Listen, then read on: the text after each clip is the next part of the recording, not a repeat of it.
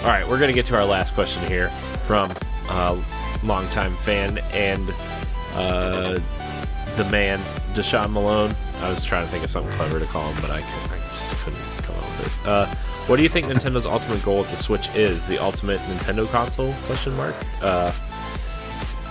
I think their ultimate goal is that games could be anything, and with that, anybody should be able to play them.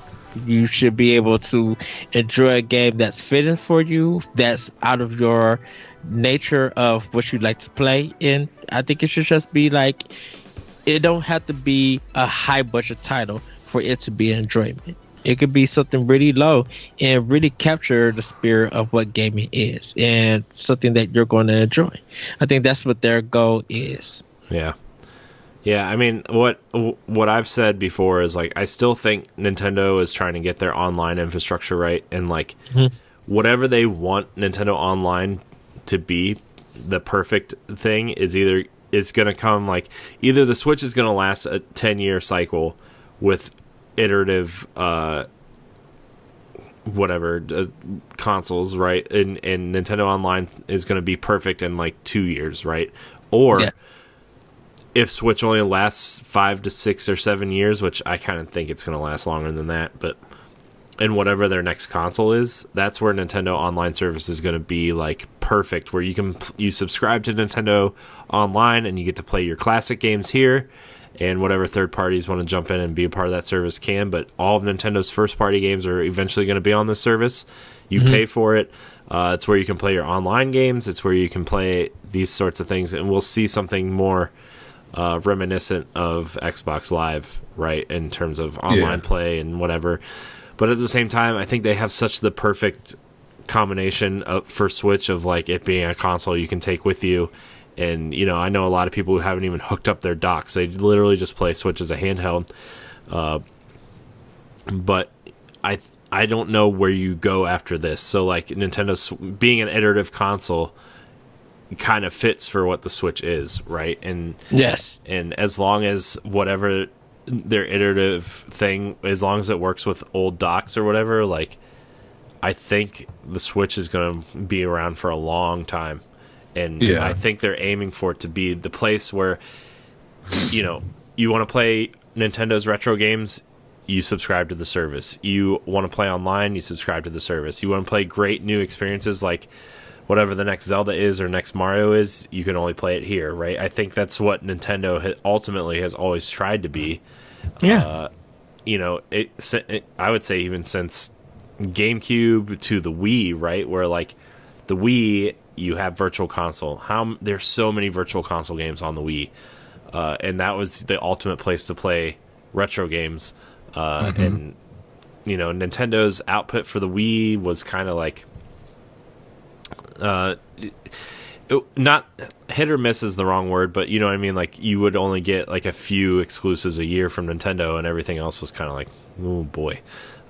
With a few exceptions, like Zack and Wiki or Klonoa or Okami was also a good Wii port, but you know, the Zeldas and Marios and Metroids and Pikmin, I guess you got the widescreen re-releases of 1 and 2, but you know, they were few and far between, and so I think the Switch is doing a great job of, you know, kind of almost alternating their Wii U ports with their new stuff, giving you they're kind of slowly but surely putting their classic games onto it, so it can be your ultimate retro gaming thing. Third parties are releasing collections that are really good. Like the Genesis collection is actually pretty good, except for it doesn't have Sonic 3 or Sonic and Knuckles because their soundtracks are tied up in the Michael Jackson estate. So yeah, which is a weird story that you guys can look up online. But yeah, the Mega Man Legacy collections are awesome. And Capcom's coming out and kind of releasing the Resident Evil games and stuff soon, and it's becoming a good place for games in general, right? Classic and new, and you know, even games that we missed last gen, right? So yeah, I don't know. I think their ultimate goal is a simple one. It's just a great place to play games no matter what you're into, you know. And indie games are also a big part of that. And I forgot to mention that, You know, I mean, we see how many stories a week do we see? Indie game X has sold better on Switch than any other platform combined, right? So, yeah, when their indie games are being the Steam on a constant basis, that's saying something. Yeah. Yeah, they've definitely tried to, you know, like do like what Xbox did during 360 of trying to be like the indie box, like the place to go to get indie games. And like from like my answer to this question is kind of like the same as what you said, Corey. Like I think it's a pretty simple goal, and I think, you know, what they did when they were making this console is they wanted to appeal to, you know, not only us, you know, the Western, you know, people in the West, you know, the West, but they wanted to give, you know, and people in Japan and stuff, they like their portable consoles and things like that.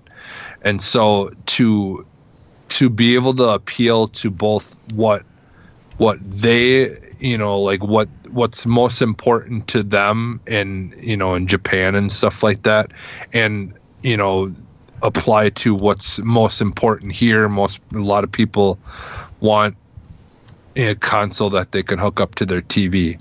So, you know, they just wanted to be able to, you know, have mass appeal.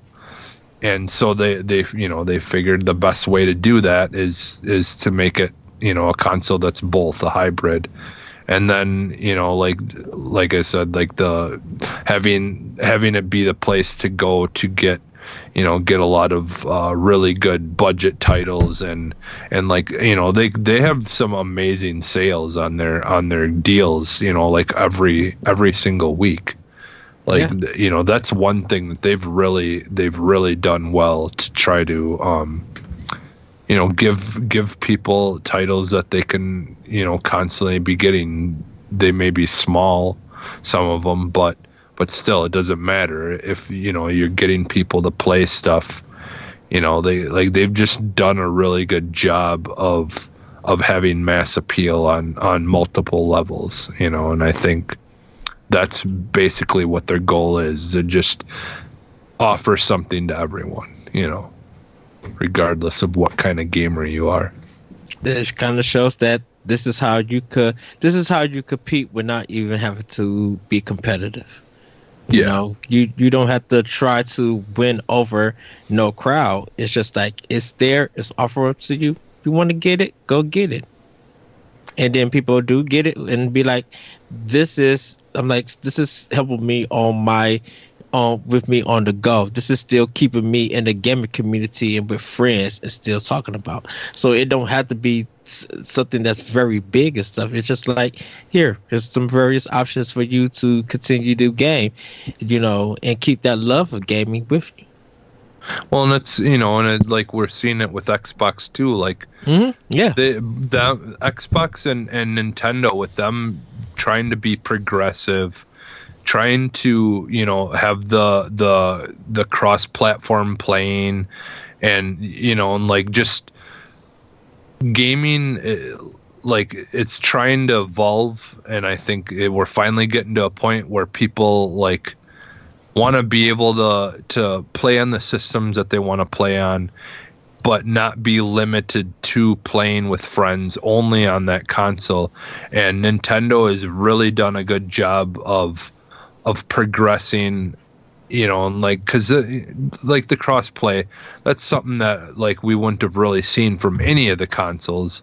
But, you know, definitely, you know, I remember it was pretty shocking when Nintendo agreed to doing that. And I think it's just they want to be, they want to do things more for their fan base, because they realize that, you know, like that if they listen to what their fans want, they don't have to worry about how much money they're going to make or how many consoles they're going to sell, because people will buy it. It's just, you've got to listen. And I think they've done a really good job of that with this console generation of really listening to what people want, and and it's just all comes back to that, what they want this console to be. They want it to be something for everyone. Yeah. So, I mean, it's definitely a console for me. I love it. Yeah. Same here. Yeah. So, I mean, What's Nintendo? So to be fair, I really loved the Wii U too, but this game. Yeah. I mean, this holding the gamepad. Okay, so here we go. My Wii U's hooked up, so I mean, holding this gamepad compared to holding the Switch is like night and day. I love the Wii U gamepad, but like I always said, it felt like a toy, whereas the Switch feels like, oh man, I'm holding something really cool looking here. I can take it out in public and nobody's gonna judge me.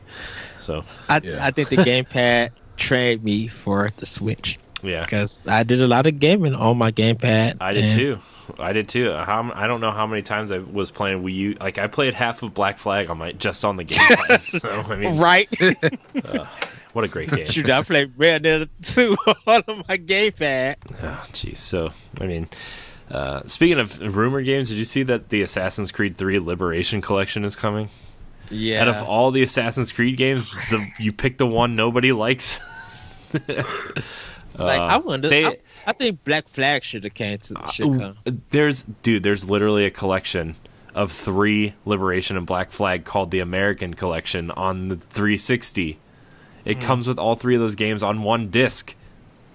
You're telling me you couldn't have just ported that to the Switch? Just make it digital and bring it to Switch.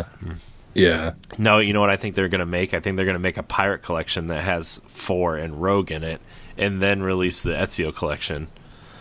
Ooh, hopefully if they do the Ezio collection, it's not that bug version that they had. So, but anyways, we are not talking about Assassin's Creed this episode, so because that's a whole rabbit hole.